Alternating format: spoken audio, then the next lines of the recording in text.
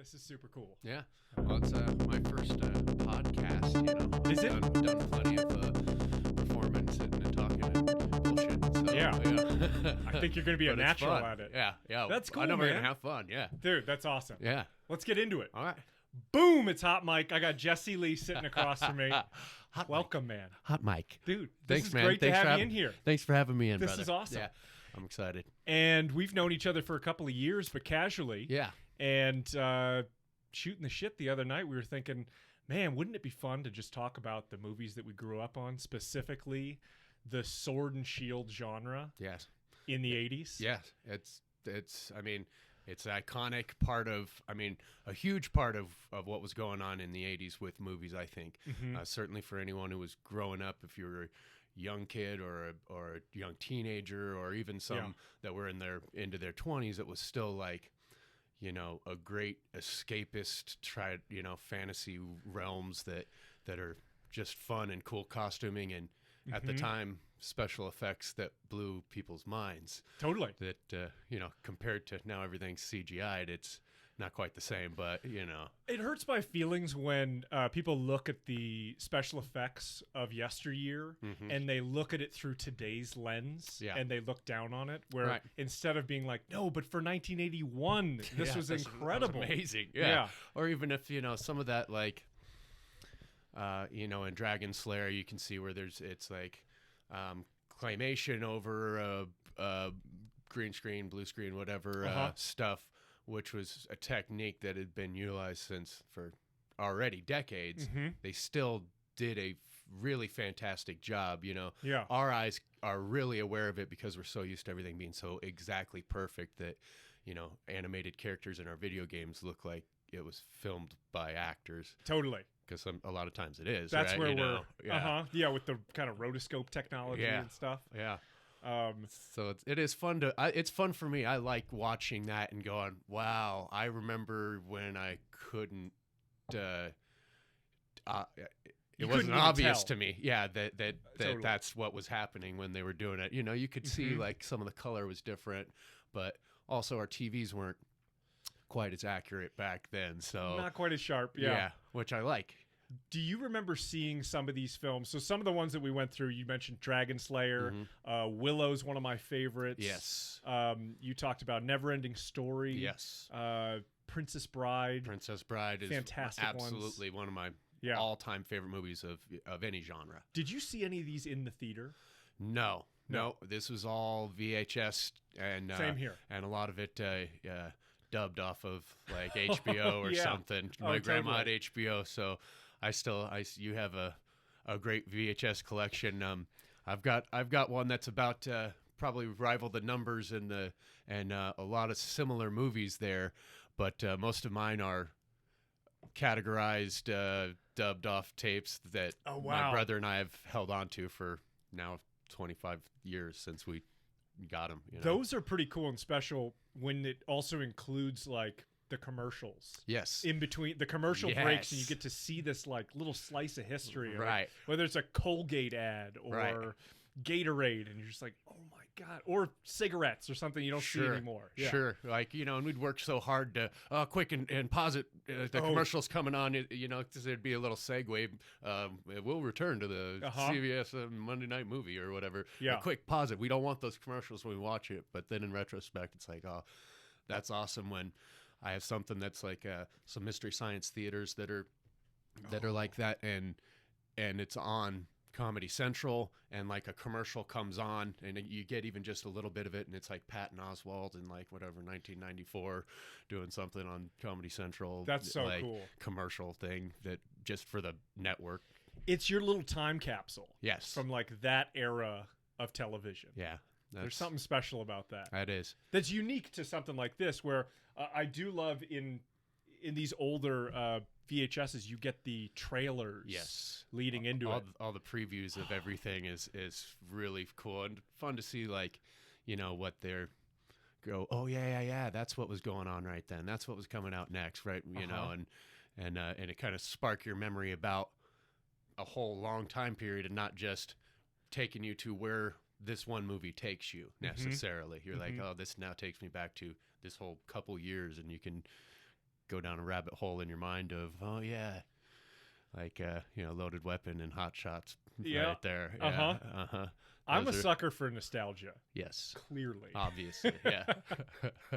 Now you were telling me something interesting. We were going to start with Willow.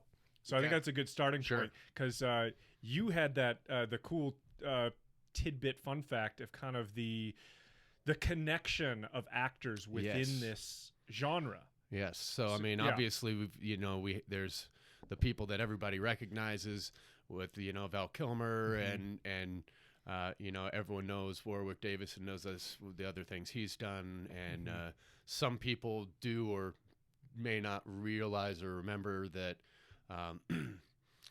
who is it whose rule is Bath Morda? No. Well, of the Brownies. Kevin Pollak. Kevin Pollak. Yeah, yes. Right. Yes. And it takes me like, I'm like, oh, I know that's Kevin Pollak, but it's still got to like look at him to think about it. But yeah, so Finn Razel, the sorceress who's helping Willow, is Patricia Hayes. Okay. And in The Neverending Story, she is Urgla, who is there's the couple that they come across and who gives him a potion. She makes him a potion, and he has an observatory there that they're looking out through. So that's Patricia Hayes playing that character in there, Urgla, and Engwook was her husband, who is played by Sidney Bromley, who is in Dragon Slayer as Hodge, who is the whipping boy of the Master Sorcerer and Apprentice. Oh, that's crazy. Yeah, so it's fun. Those are obviously deep cuts. Yeah, obviously that's something that I just did found out because we have Google. We would have never known these things back in the day, really, unless you really, really unless you worked at a video store. Man, there's no way. Like, that's like Tarantino level knowledge of films of this era, where he's like, oh, well, this person was also tied to this film and this picture, and and especially when they're all in heavy makeup and these types of films where that's a good point. Yeah. And even she looks so in Neverending Story is, I think, just a couple years before Willow, and in that movie, even all made up, she looks a lot younger than they have her looking in Willow when she finally gets turned back into her human form at the end. Okay, yep. And has the big battle. Has it been so long? Yes, right. Yes, that's right. Yeah, she's what a bummer. Yeah, because I'm a young, beautiful princess. Yeah, and Marcus asks, what do you look like? yeah. Concentrate. She's like, I'm young and beautiful. Yeah, concentrate, Willow. You know what I know Patricia Hayes from? She's the old lady in A Fish Called Wanda. Yes. Where he keeps like killing her dogs accidentally. Yeah. But I didn't know that she was also in Neverending Story. Yeah. That's a deep cut. She did a lot of those. I mean, she did work on like the Benny Hill show and so these are obviously those people that they're using for these heavy character intensive, you've got to be good character actors and they're they just probably get the same opportunities because I'm sure they're casting directors that are in agencies that were all working together to go, we know that they're going to provide us with the type of people we need for this type of movie. Absolutely. So Kale, so the guy with the big skull. Yes. Helmet. Yeah. So that guy, he's been in I'm forgetting his first name, but something Roach. And he's dead now, but he's in all the Indiana Jones movies, and he's the guy who he beats up Indiana Jones in all, like in Raiders. He's the bald Nazi who fights at the plane. Yep. Right. In Temple of Doom, the one that gets shot in Temple of Doom, the one he fights. He's Indian, so he does brown face. Right. For Temple of Doom. Right. But so he's got the big turban. And he's the one who gets crushed in the. And then. Yeah, that's right. And then I'm not sure who he is in. I think he's in all of them. Who would he be in? In Last Crusade. Well, maybe because that's where Indiana Jones just shoots the guy. I think he's got a big scimitar and comes out and starts swinging. And that's Raiders. That is in Raiders too. Okay, yeah, yeah. Maybe he's only in the 2. Possibly, but it's still, that is funny that they, they're like, oh, yeah, right. Where's the big guy? Where's the big guy for the fight scenes? Yeah. Yeah. I like that in Willow, he actually has some dialogue. Right. It's limited. Right. But, that's, man, that movie, I love this movie. Yeah. Willow is absolutely, that's one that I've seen.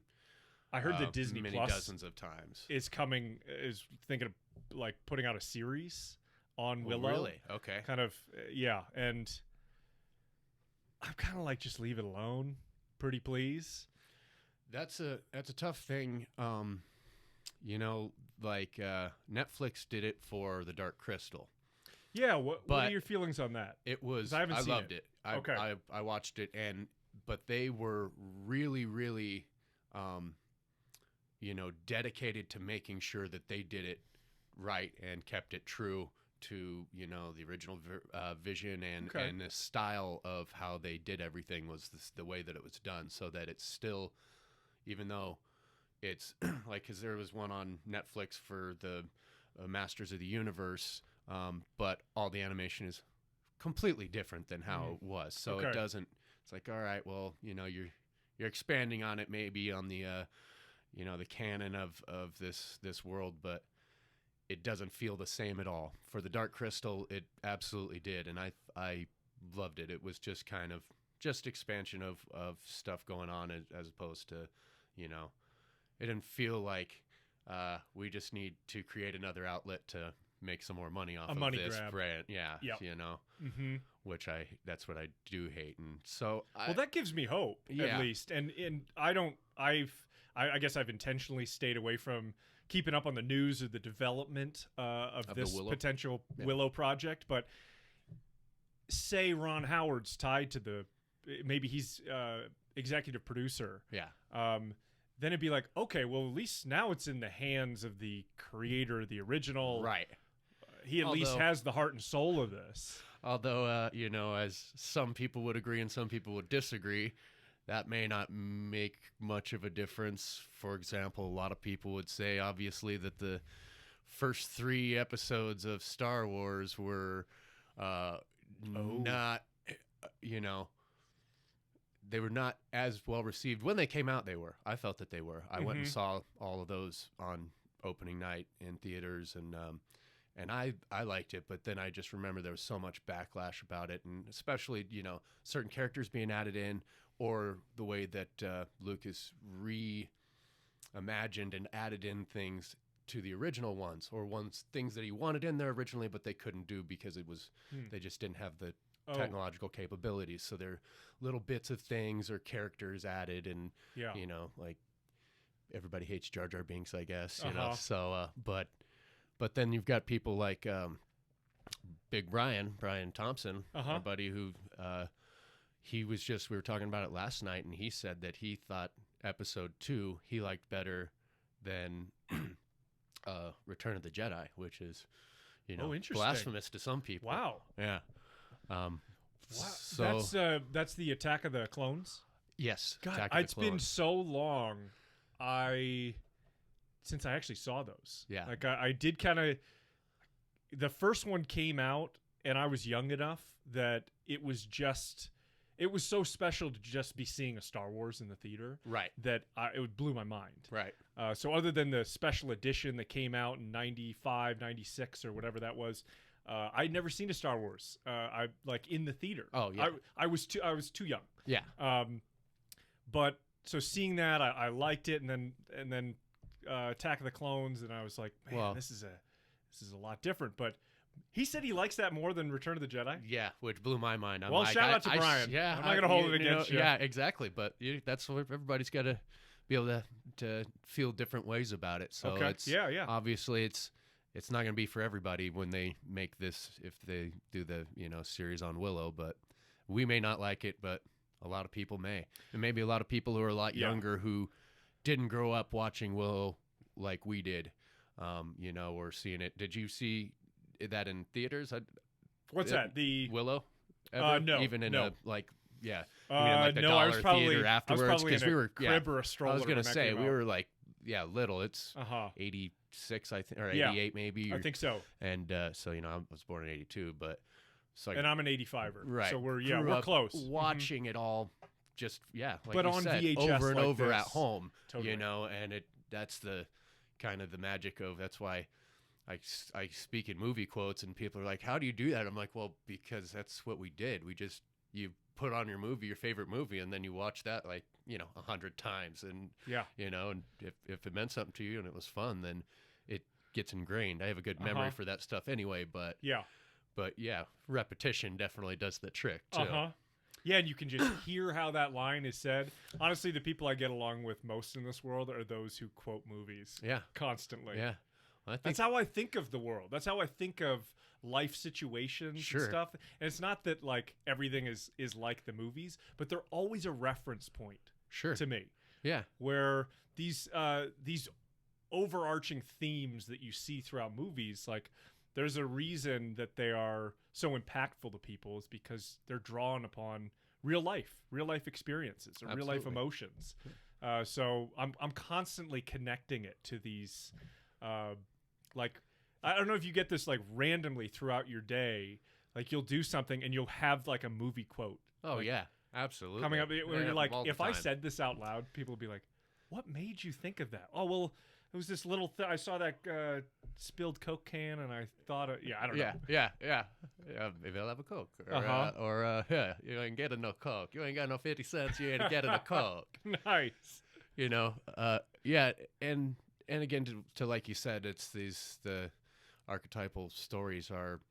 I mean, that's what obviously film and all of storytelling is. It's people drawing on real experiences and trying to express something that happened in real life, even if they're doing it through a fictitious realm or group of characters. It's still that's the whole point of it all, is to express true stories. So if your movie doesn't have any kind of real story to it, then it's not a good movie. I don't unless it's like the intent of it is to be on its face ridiculous and just like Yellowbeard, which I watched last night. Did you? Yeah. No shit. Which I'd seen a dozen times, and that's a fun movie where they were just like, let's get all of these different comedians that work in all of these different groups together and play. So you've got Madeline Kahn, you've got Cheech and Chong at the beginning, Graham Chapman, and I think it was Michael Palin was the other one of them that was in there, and Peter Boyle in there. That's right, and it's just fun to watch for people who love all of those actors, even though it's intentionally a ridiculous movie that isn't really trying to tell a real story. So those things are okay, but if you just kind of phoning it in so that you can we're gonna have a fight scene here and we're gonna have a sex scene there, and let's kill some time before the next fight scene. You're like, oh well, you're just missing the best part of the most important part of what you're there to do. I'm finding as I get older, like the elaborate fight scenes are no longer the thing that really keeps my attention. It's like the really dramatic dialogue, the really absolutely. Or and I've very always emotional. The psychological thrillers and stuff. That's like how Tarantino likes to direct with that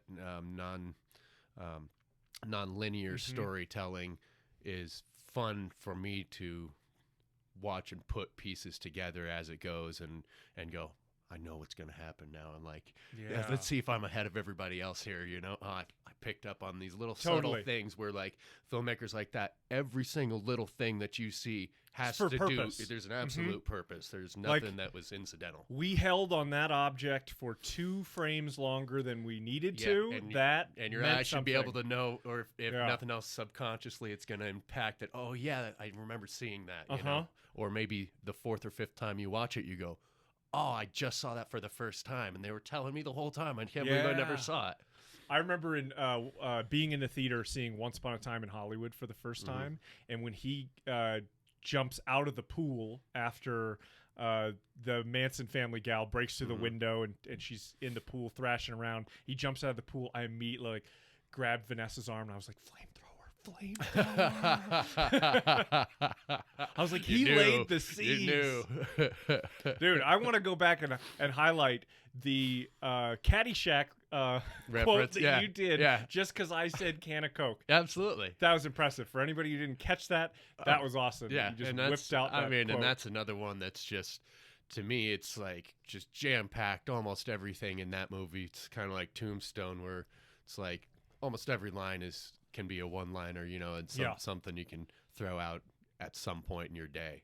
Oh, it's so true. Yeah. Oh, Tombstone's a good one for that. Yeah, that's always obviously Val Kilmer's got a lot of good roles where it's very memorable and has dialogue that you're going to be able to quote, but that's one, there's nothing that comes out of his mouth that isn't something that I feel like I can quote regularly. Yeah.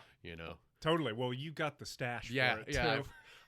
I went out as him for Halloween about probably 7 years ago now. Nice. And I when I do Halloween, I do it up and I build all my costume myself out of fine stuff, and actually made the double holster. Did you really? Of leather belts and stuff like that. Although that was more out of necessity, I went and I tried to look up finding a holster or double holster or anything like that, and I was like, well, I don't know if I can pay $250 for this one piece of my costume.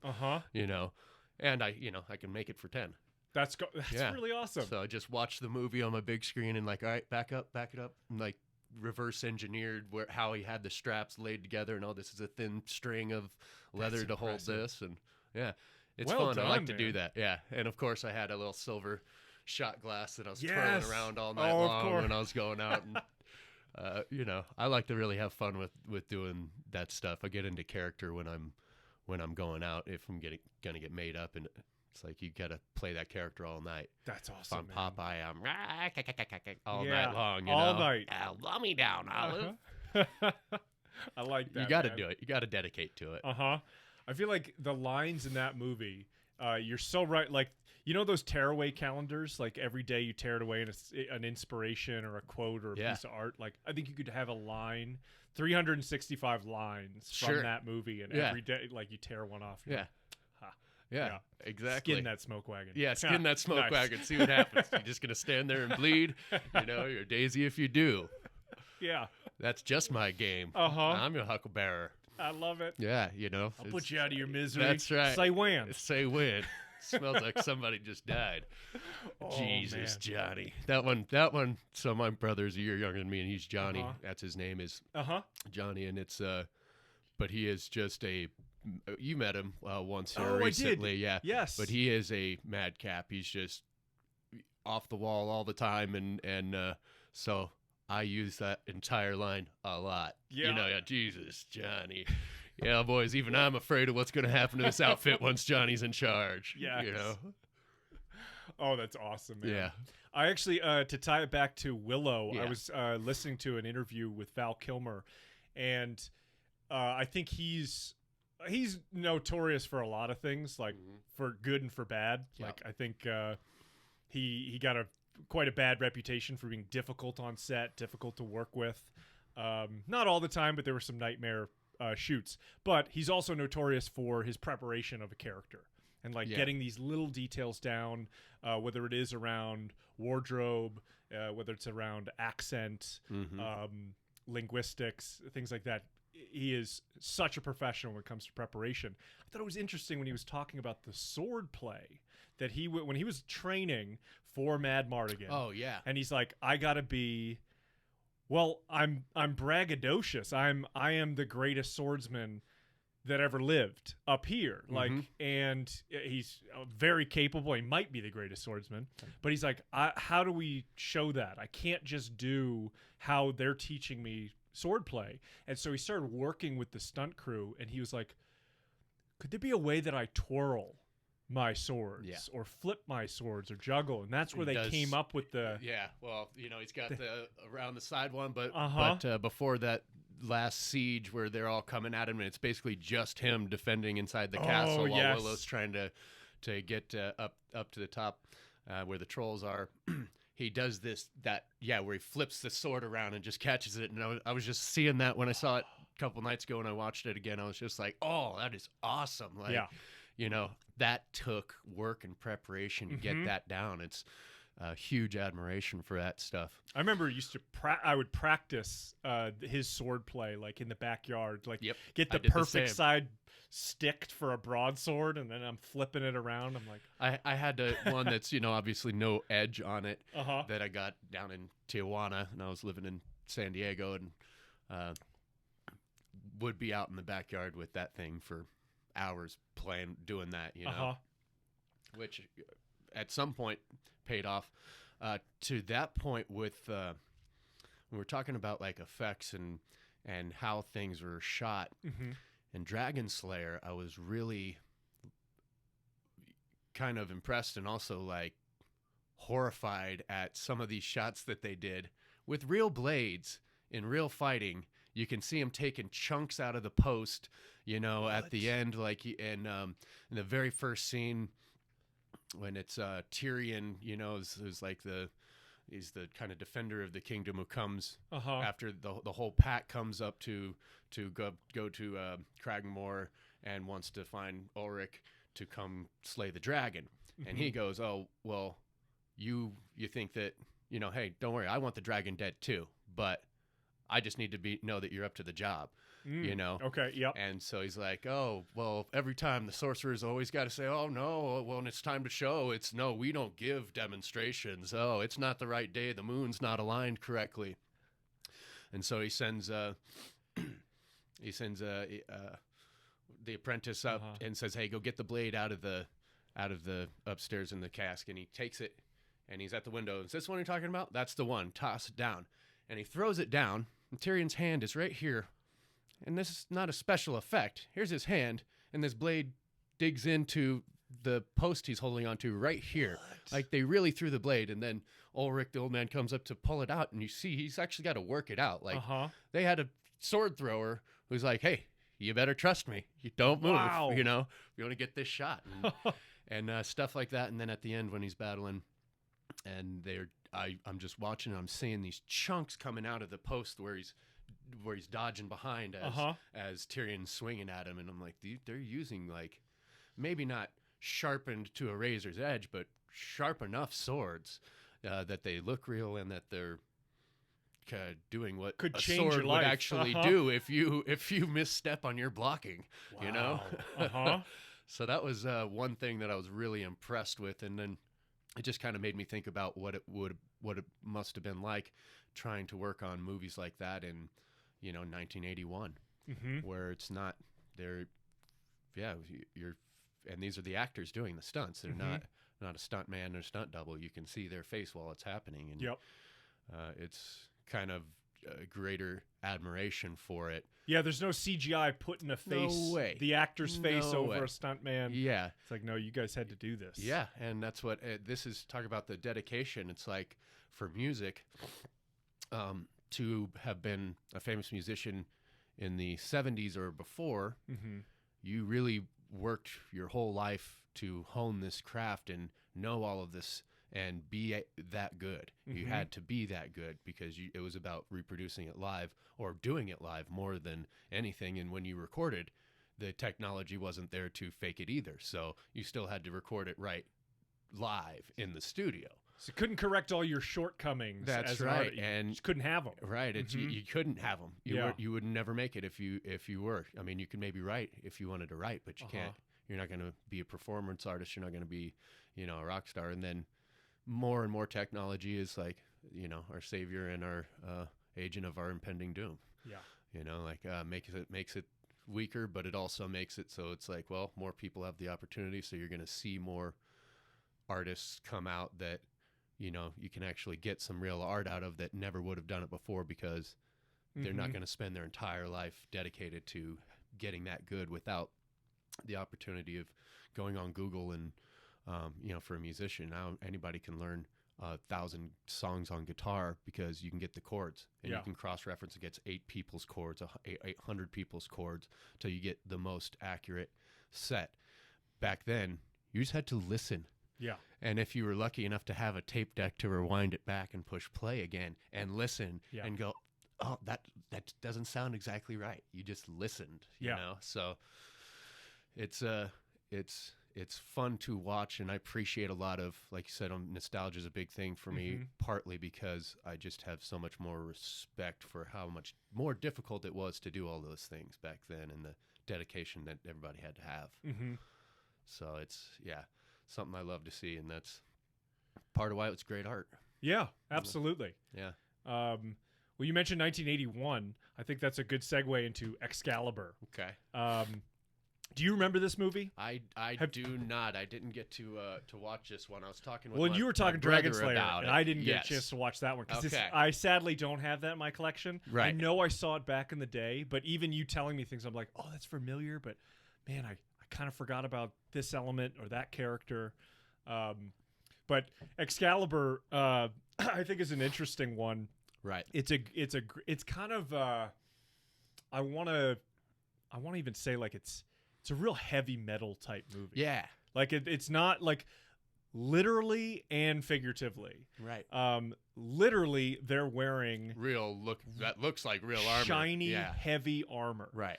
And the fight scenes are not, there's nothing nimble and elegant about them. They're just these brutal clashing of knights, which is authentic. Yeah. You know? Absolutely. They wore that much armor. They were that heavy. And that's how slow they were fighting and swinging and you know. Ooh, this takes it out of the 80s and brings it modern, but have you seen, it's on Netflix, and it's called The King, and it's about King Henry V. And it's his name's Timothy Chalamet. That young actor, who's blowing up, doing a lot of great films.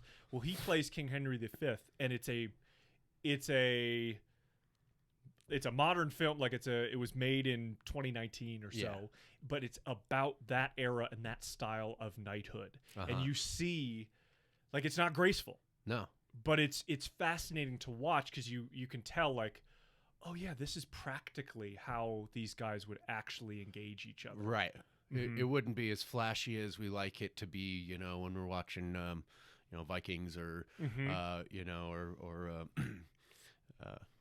you know, any of those newer flashy fight scenes that are cool. But I do like that type of authenticity in things as well. You know, some of it would have been, though. You know, there were people who prided themselves on their swordsmanship more than just being able to swing it the harder than that guy to knock him down. Yeah. But, you know, most of what's going on is general people, a lot of them not trained soldiers in many cases throughout all of history, being thrown into battle and grab whatever you can, and it's time to defend someone's coming through, and these are trained soldiers. So, you know, and they're just mowing down farmers with sticks and whatever.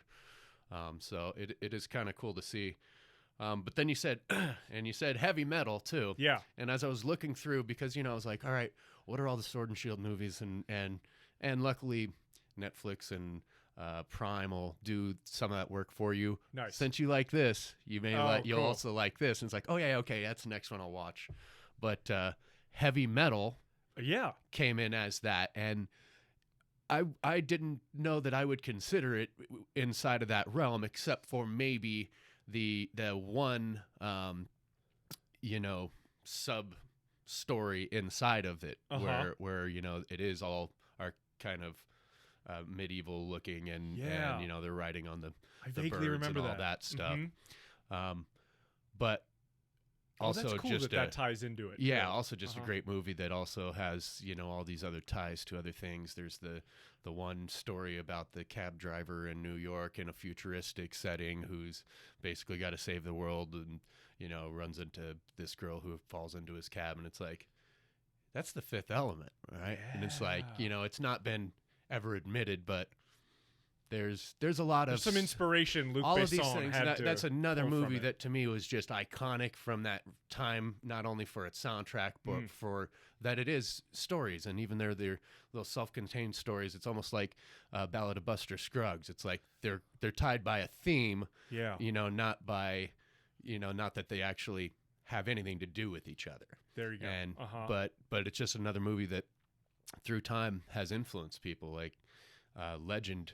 In its time, I think 84, 85, and it's a European film, and back to Val Kilmer doing the work to, if even with accents. Yeah. And I was watching someone commenting in there talking about everybody in this cast is European except for Tom Cruise. Except for Tom, yeah. And he kind of is a Sean Connery of the group in that if he's playing a Russian submarine captain, he's still going to have his Scottish accent. Yes. Tom Cruise doesn't have the accent, but. Yeah, that Sean doesn't Connery, stand out to me, but it does with Sean Connery. It's funny to watch The Highlander, and he's supposed to be a Spaniard, right?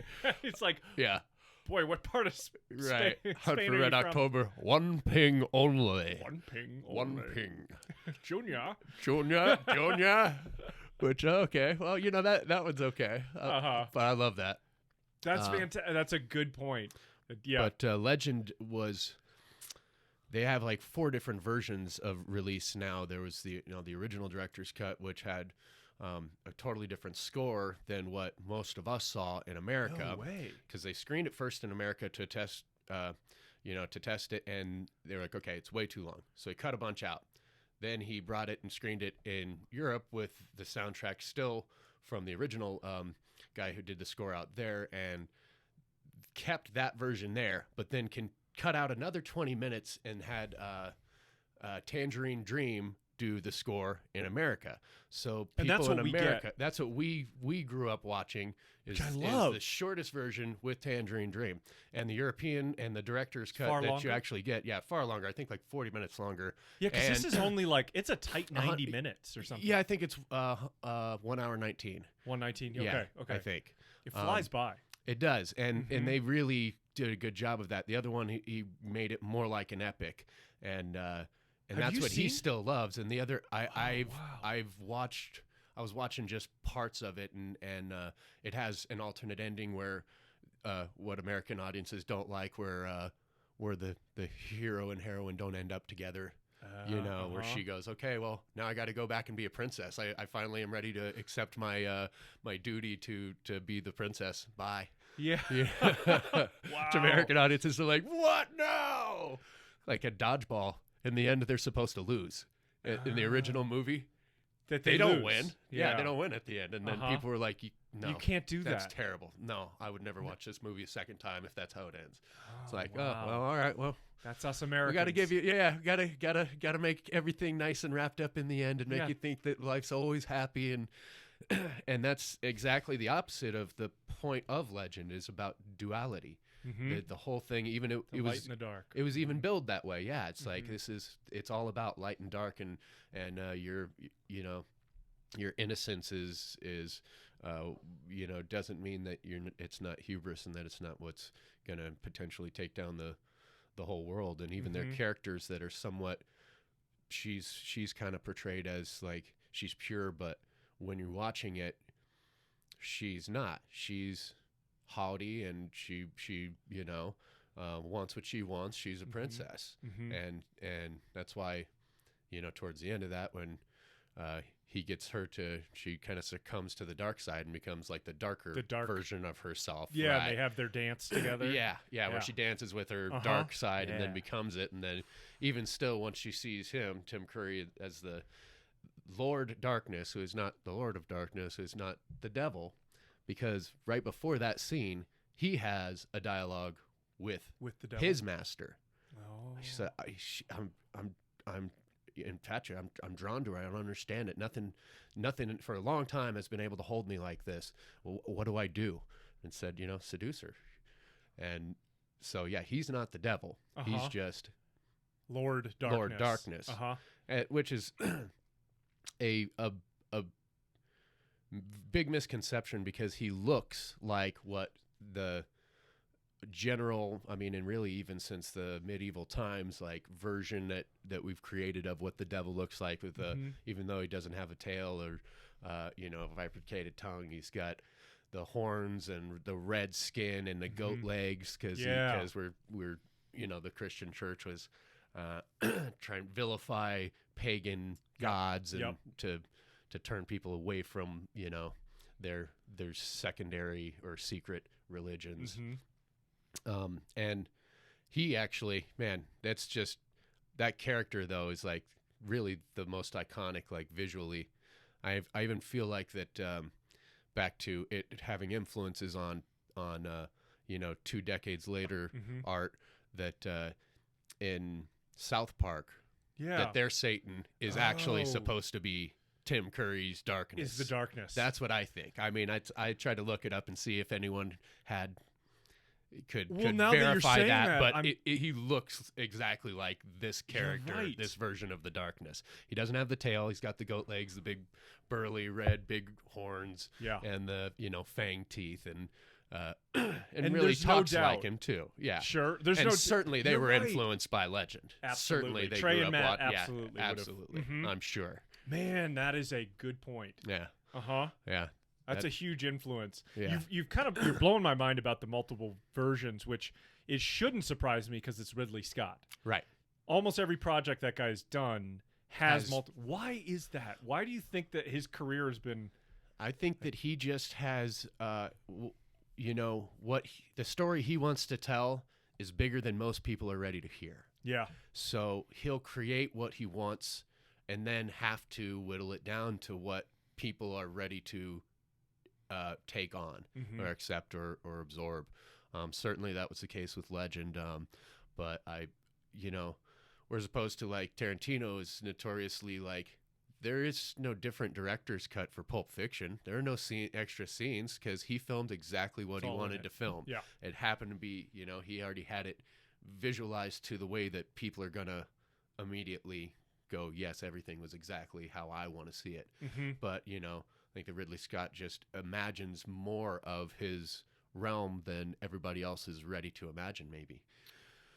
That's a good way of saying it. And I think, and it's an art form, and there's many, many different ways to approach it. Sure. And that's Ridley's way. Right. It's like, I'm going to be a world builder, and I'm going to shoot way more than I actually need. Yeah. So that once I'm telling the story in the editing room, I have as much paint to put on the canvas as I can. But the studio might not give me the green light, might not give me final cut, but it's an opportunity for us to make money down the road when we release my cut. Absolutely. And I don't know that he, in the time of making these movies was thinking about director's cuts. There were no DVDs. There were no, it wasn't like what it's like today where you can put out all these different versions, all this extra stuff that people would love to see.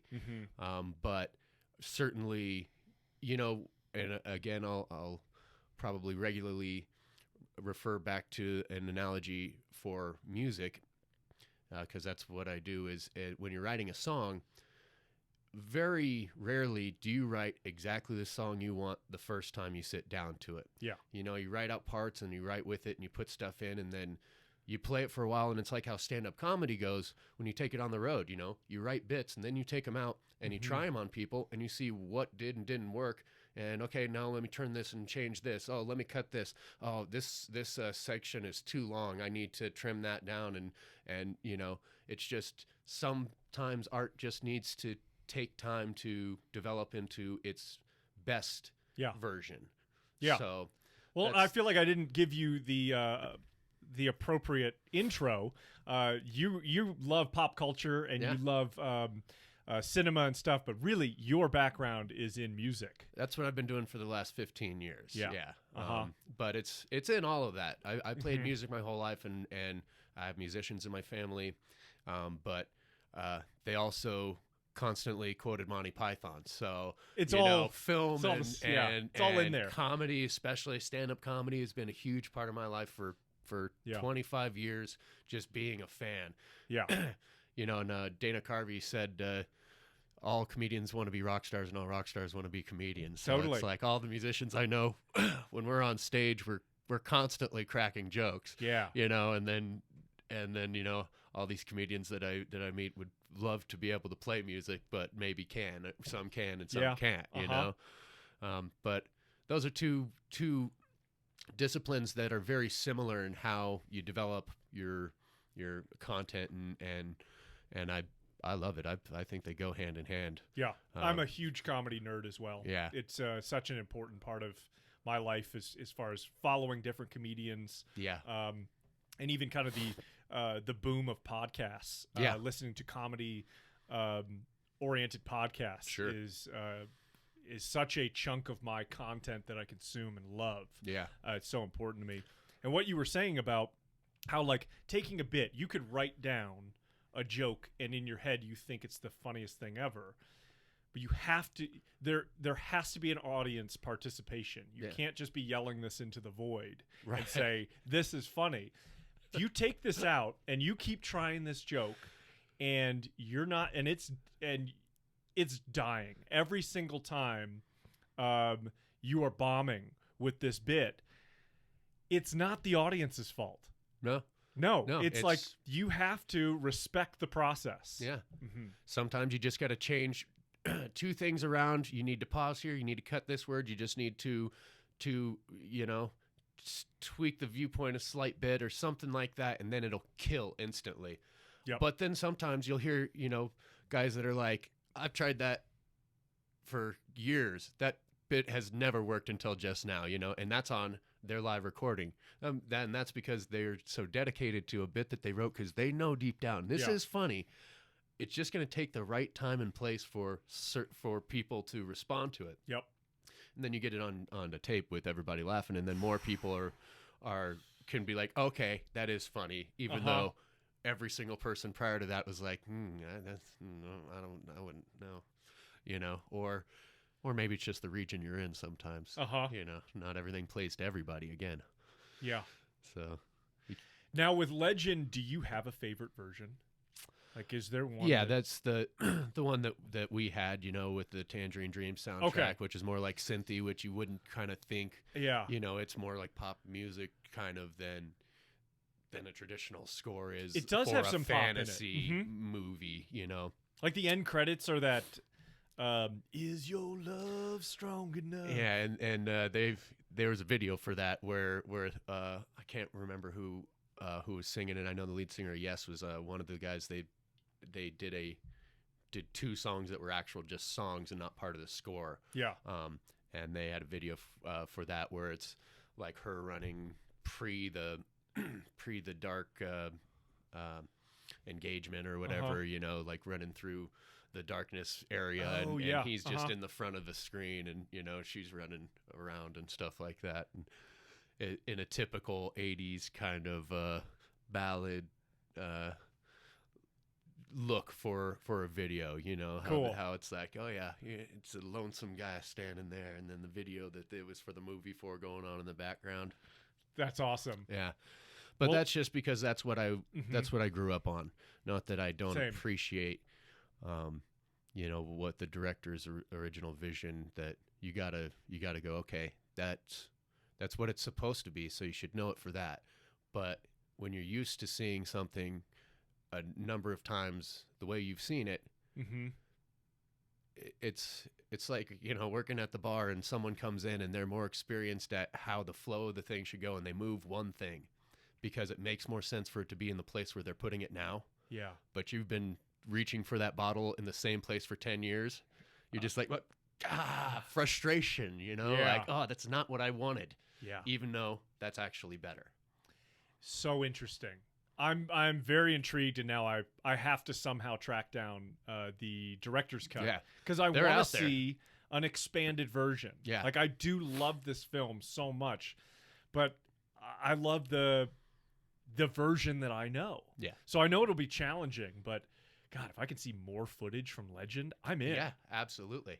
Yeah. A cool tie, I think, to Legend and Willow is the movie that came right in between for both Tom and Val, which is Top Gun. Yeah. That Tom Cruise came off of Top Gun, and I think Tony Scott was trying to figure out who he was going to put in his Maverick role, and his brother Ridley called him up. He's like, you got to look at this young actor. He is great. He's very physical. I think he could be really great. And so there's some great behind the scenes or making of Top Gun where Tom rides his motorcycle to a meeting or whatever, and he's got the long Legend hair. Oh yeah. Yeah. And so, and he's not packed on the muscle for the shirtless, oiled up volleyball scene or anything. So he's looking kind of small, like the wood nymph or whatever he is in Legend. Yeah, the elf. So you're like, wait a minute, he does Top Gun later this year? Yeah. How the hell does he manage that? And I thought that was super cool. And I feel like Legend was actually, I think, his third big movie. You know, he had Risky Business and one more prior to that. That's escaping me, but you know, he was 23 in Legend. Yeah. And she was 15. Which, Jesus. well, yeah. So I mean, she does a phenomenal job for being so young, and in the context of kind of some pretty heavy duty, concepts, but also it's something that today we're like, you can't do that. you guys can't kiss. You know, there's controversy. She's like 15 that. in that. She was 15 in that.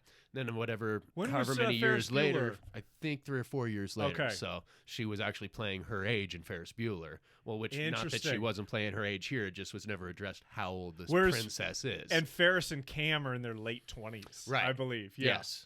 Yeah. I think playing high school, but she was really like a high 18, school senior. I think. Yeah. I think the actor who played Cameron was 29 or something like that. Yeah. Playing, I think that's right. 17 or playing 18. Yeah. Wow. 15 years old. Yeah. I had no idea.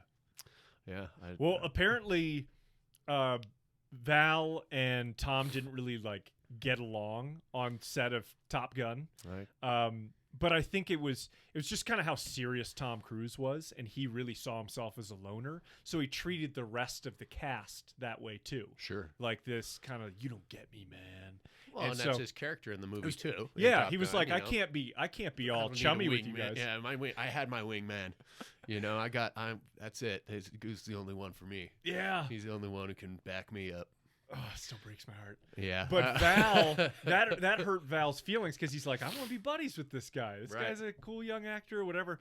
And but Val was like pulling pranks on him and stuff. And he told some story about inviting Tom Cruise to some super secret party out in the middle of a field on the ninth green at 9. Yeah, just like that. Yeah, and Tom gets out there at midnight, and there's just a case of beer out there and nobody else. Yeah, and he's like, yeah, Tom really didn't appreciate that. He didn't talk to me again for the rest of the shoot. I mean, I would have loved it. That's Look, I get it. Yeah. That's funny, man, and it's fun. Like, all right, cool.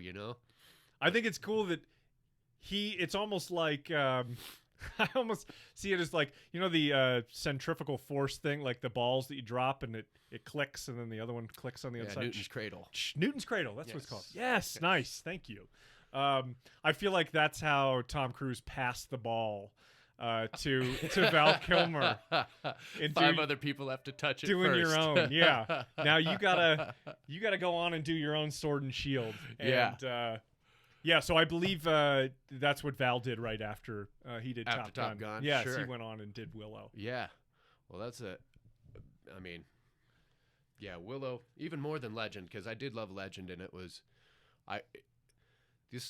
being as young as we were when these things came out and watching them obviously had some heavy effect to something that you can't appreciate till you're much older and watch or try to conceptualize kids or someone's kids, your nephews or nieces or anything, having that same kind of introduction to this kind of content at as young of an age as we were. We were seeing stuff. I was like 7 years old when I watched Terminator 2. You know what I mean? Yeah. And it's like I wasn't supposed to, but I had a friend whose parents let us. So but. Maybe the greatest night of your life to that point. I mean, like anytime. Is this happening? But on the other hand, then, even still, even though my mom was more like, oh no, don't. But my dad, that's his mom who we have all the VHSs that she's recording off of HBO. So we still as a family would get together and watch National Lampoon's Christmas Vacation when I'm that young. Yeah. Which has plenty of adult content in it. But I feel like that's part of why I have the sense of humor that I have, or even the understanding of some of the topics that I had and I had that understanding at a younger age. Today we don't really allow our kids that. We were too worried that messed us up or something, you know. Yeah. And in some cases it had something to do with some people's, you know, not understanding really how to deal with those issues, because they just thought or thinking, oh, that's how life is supposed to be, as opposed to that's how life is. Interesting. But these were so, especially, you know, Willow, and then of course The Princess Bride is designed for all ages. Yeah. Know? And Willow was kind of too, but it's more like intense. Like, it's pretty dark. Yeah. Yeah, it's dark, and the with the special effects when he when he hits the troll with the wand, and it turns into this brain bubbles thing, and it pulls out and rips his his own skin fur off. Yeah, and then that was rough. Like, you know, that's ingrained in my brain pretty well. But you know, not any more than in Pee-wee's Big Adventure when he meets Large Marge, and when they pulled the body from the twisted mangle rack, it looked like this. You know, which is not really an adult movie either, but it's made for adults and kids, but it was still intense stuff. Mm-hmm. You know, I not thinking like, okay, so Excalibur is 100% not for kids, right? And I was hanging out with my buddy and his son, who was 8 years old at the time. He loves Willow. He loves when we watch Willow together. I showed it to him for the first time because I watch it every year on my birthday. Awesome. So one year I was like, hey, buddy, come over and we'll watch it together and we'll have a good time. And he loved it. And so every time they come over and visit, he's like, can we watch Willow? And we burned through Willow one night, but it was still early. And he's like, I want another one like Willow. And so I'm like, I'm at the at the VHS collection. I'm just like, okay, like Willow, Sword and Shield. What can I do? I should have thought of Legend, and I didn't. And I went to Excalibur, and I pulled Excalibur out and started playing it for this 8-year-old. It is a terrifying movie. It is grown men yelling almost every line of dialogue at each other. Yeah. They are just screaming every line of dialogue. And there are some heavy hitter actors in there. Liam Neeson, a young Liam Neeson's in there. All right. Young Patrick Stewart is in it. And it is a fantastic but terrifying movie. And there's nudity, there's rape scenes. Right. This is not a fun fact, a not so fun fact. John Boorman, the director, he has his young daughter, his like teenage daughter, cast in the movie, and there's a vicious rape scene of her. It's like, how the hell do you direct that? Yeah. What kind of a sick pup are you, Boorman? There's that's, and again, there's some to do with, the artist directors of an earlier era, and also just in general mindset of what is acceptable ages for certain content too. Yeah. Because even though that's what is this also 81, I think? 81, yep. Yeah. Mm-hmm. You know, in the 70s, if you were 17, you were a lot more grown than we want to believe that our 17-year-old daughters are. Yeah. And have experienced, you know, not that those aren't experiences that they're having now. It's that it was societally accepted that those were experiences that they all had. Yep. You know, that level of adultness in life. I mean, at that time, you could still drink when you were 18.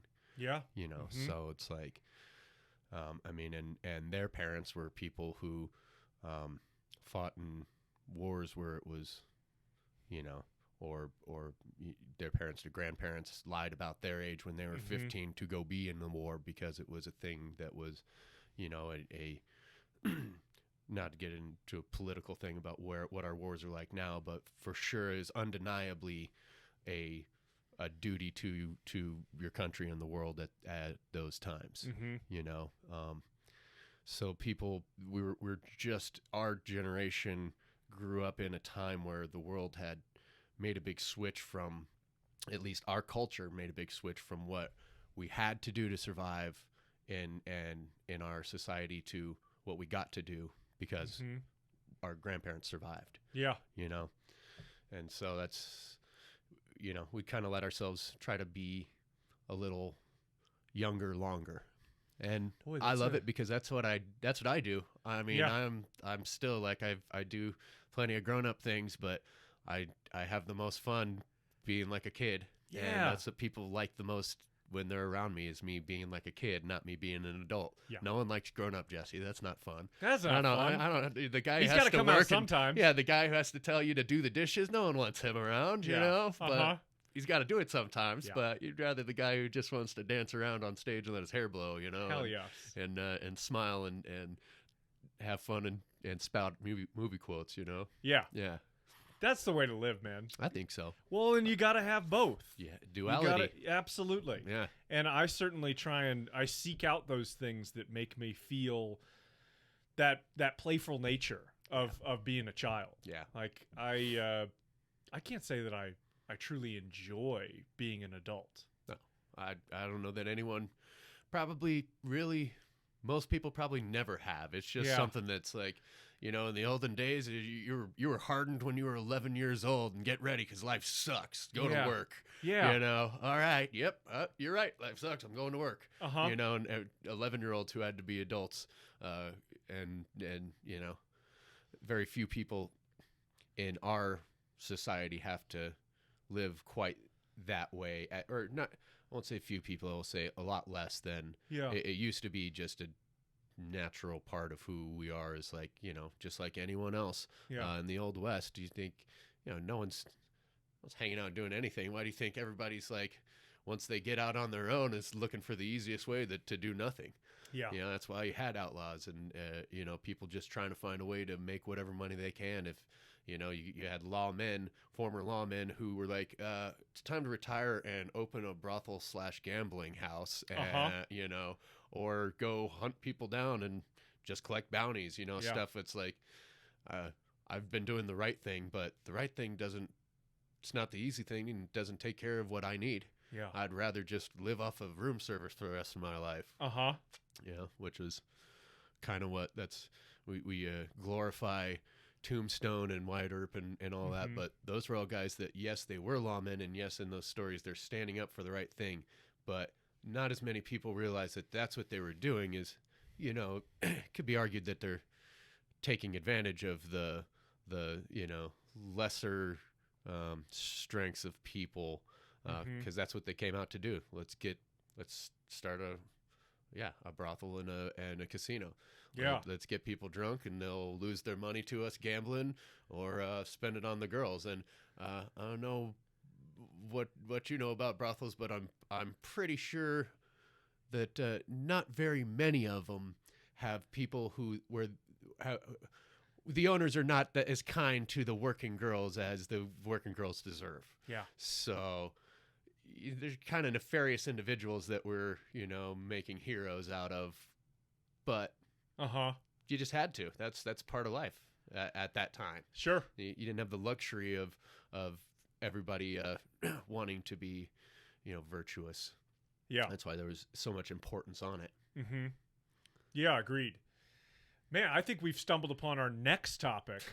Oh, yeah. Which I think you need to come back, and we're going to talk about Westerns. Oh, absolutely. What do you think of that? I'd love to. I like that we touched on them a little bit today. Yeah, but definitely. I like nothing more than having a meandering conversation with a fella like you about film, music, just art in general. Yeah. Yeah. One more real jump back to when we were talking about all the people that are in the other movies. Made me think of who plays Valerian, Caitlin. This in Dragon Slayer. Oh, okay. Caitlin Clark, and then when I was going down the rabbit hole on her, and she is Roxanne, or what is it? She's one of the two working girls in Crocodile Dundee when he beats up the pimp. Yeah, she's the dark-haired one. Yeah, I can picture her. Yeah, absolutely. I can absolutely picture her. Oh yeah, yep. Dude, I know those movies so well. I think Crocodile Dundee 2 is one of the greatest sequels ever made. I'm not a huge fan of most sequels, but there are a handful of them that I'm like, I love that. I love it.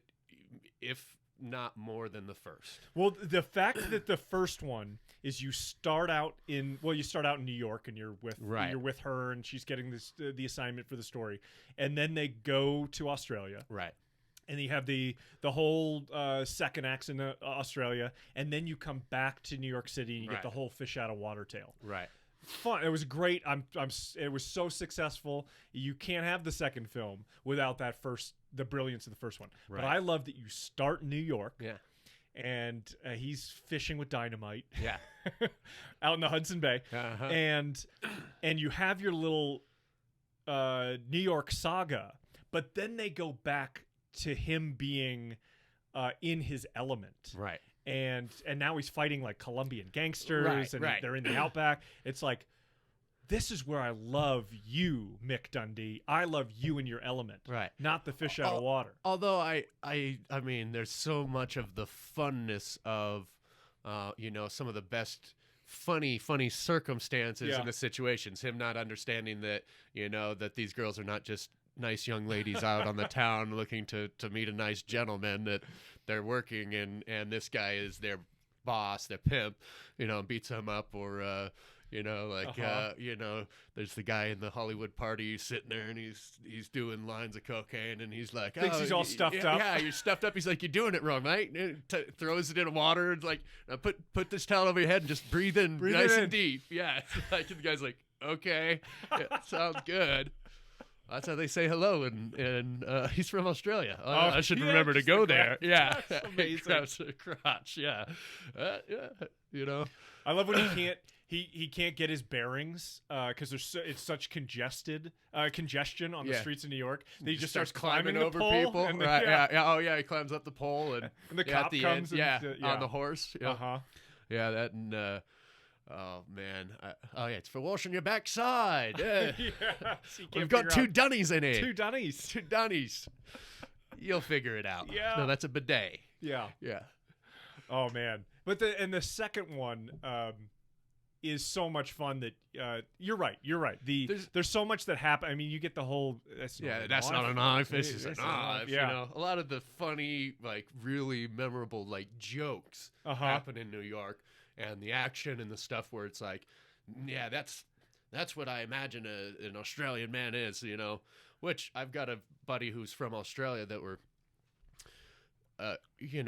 when you grow up out there, the Australian people, everyone that I've met are just the most fun. They love to have a good time. They love to party, but they are tough as nails, tougher than any cowboy here. Mm-hmm. Because where they live, there are some major natural dangers that we don't normally, as many of us, have to deal with. So we're vacationing and my whole family gets together and pack 25 of us into a little old 2-bedroom hunter's cabin in the Ozarks of Missouri. Oh, cool. And they came in, our Australian friends came in one year, and we're just hanging out and we're drinking and doing all this stuff, and it's I don't know, midnight and 2 somewhere in there, and we're just standing out back, and a spider this big just runs across his foot, and he's like, "Oh, hello, mate. Hello, mate. What are you doing?" And we're all going, "God, dude, you don't know what that is." He's like, "It's just a spider. We've got guys this big in Australia. They've got crabs that look like spiders that are this big, bigger than dogs." And so that's what you expect watching Crocodile and Dundee. Everything wants to kill you. It's 120 degrees out there. There's no water. Yeah, the kangaroos can punch. Yeah, and if you get scratched by them, you might die. Like, not just like a cat's gonna make you sick. Like, you're probably gonna die. They got nasty stuff. They got nasty beasts. Do you remember when they have to call in? He basically he does his call. Yeah, for reinforcement. Yeah, and she's like, "What was that?" And he's like, "Oh no, must have been the wind." Yeah. but his buddies come in. Right. And the Aborigines. One of them's name is Diamond. Yeah. And he's got Wally there, and I just remembered he's like, "Jesus, Diamond, you must have a tapeworm. Yeah. Every time I see you got food in your hand." Yeah. There's a part where he's like grilling up a bat and he's eating it, and Wally's like, "Are you enjoying that?" Yeah. And he's like, "Nah."